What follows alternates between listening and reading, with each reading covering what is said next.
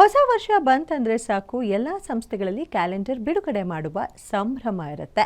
ಇಂತಹದ್ದೇ ಸಂಭ್ರಮ ಇಂದು ಬೆಂಗಳೂರಿನ ಬಸವನಗುಡಿಯಲ್ಲಿರುವ ಬೆನಕ ಗೋಲ್ಡ್ ಕಂಪನಿಯಲ್ಲಿ ಅದ್ದೂರಿಯಾಗಿ ನೆರವೇರಿತು. ಸದ್ಯ ಬೆನಕ ಗೋಲ್ಡ್ ಬ್ರ್ಯಾಂಡ್ ಅಂಬಾಸಿಡರ್ ಆಗಿ ಖ್ಯಾತ ನಟಿ ರೀಶ್ಮಾ ನಾಣಯ್ಯ ಅವರ ಕಾರ್ಯವಹಿಸಿದ್ದಾರೆ. 2026ನೇ ವರ್ಷದ ಕ್ಯಾಲೆಂಡರ್ ಕೂಡ ಇವರೇ ಬಿಡುಗಡೆ ಮಾಡಿದ್ರು.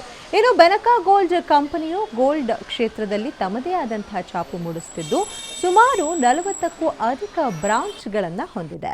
ಗ್ರಾಹಕರಿಗೆ ಉತ್ತಮವಾದಂತಹ ಸೇವೆಯನ್ನ ನೀಡುತ್ತಿದ್ದು ಗ್ರಾಹಕರಿಂದ ಕೂಡ ಬೆಸ್ಟ್ ರೆಸ್ಪಾನ್ಸ್ ಇದೆ.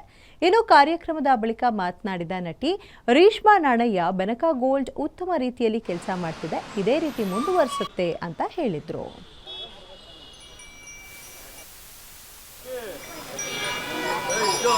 ಮಾಲೀಕರಾದ ಶ್ರೀಯುತ ಭರತ್ ಕುಮಾರ್ ಎಸ್ ರವರಿಗೂ ಸಹ ಸ್ವಾಗತ.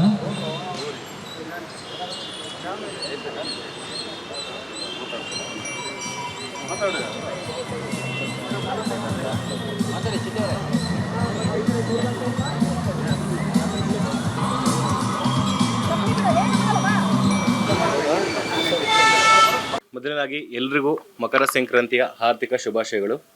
ಈ ಸಂಕ್ರಾಂತಿ ಅಂದರೆ ಸಮೃದ್ಧಿಯ ಸಂಕೇತ. ಸಮೃದ್ಧಿ ಅಂದಿದ ತಕ್ಷಣ ನಾವೇನಾದರೂ ಹೊಸ ಎಲ್ಲರೂ ರೆಸಲ್ಯೂಷನ್ ಇಟ್ಕೊಂಡಿರ್ತೀವಿ. ಅದೇ ರೀತಿಯಾದಂತಹ ನಾವು ಒಂದು ಹೊಸ ರೆಸಲ್ಯೂಷನ್ನ ತೊಗೊಂಡ್ಬರ್ತಾ ಇದ್ದೀವಿ.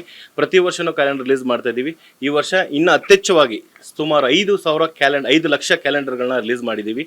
ಇದಕ್ಕೆ ಪ್ರತಿಯೊಂದು ಮೂಲೆ, ಪ್ರತಿಯೊಂದು ಜಿಲ್ಲೆ, ತಾಲೂಕು, ಪಂಚಾಯತ್ ಎಲ್ಲ ಕಡೆನೂ ರೀಚ್ ಆಗೋ ಥರ ಮಾಡಿದ್ದೀವಿ.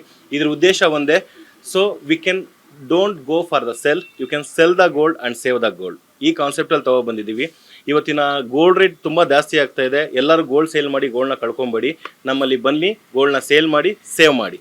ಮೊದಲನೇದಾಗಿ ಎಲ್ರಿಗೂ ಮಕರ ಸಂಕ್ರಾಂತಿಯ ಆರ್ಥಿಕ ಶುಭಾಶಯಗಳು. ಈ ಸಂಕ್ರಾಂತಿ ಅಂದರೆ ಸಮೃದ್ಧಿಯ ಸಂಕೇತ.